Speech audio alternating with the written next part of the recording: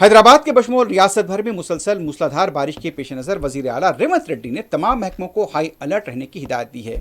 انہوں نے زور دیا ہے کہ عوامی حفاظت کے لیے 24 گھنٹے نگرانی اور بروقت کارروائی ناگزیر ہے۔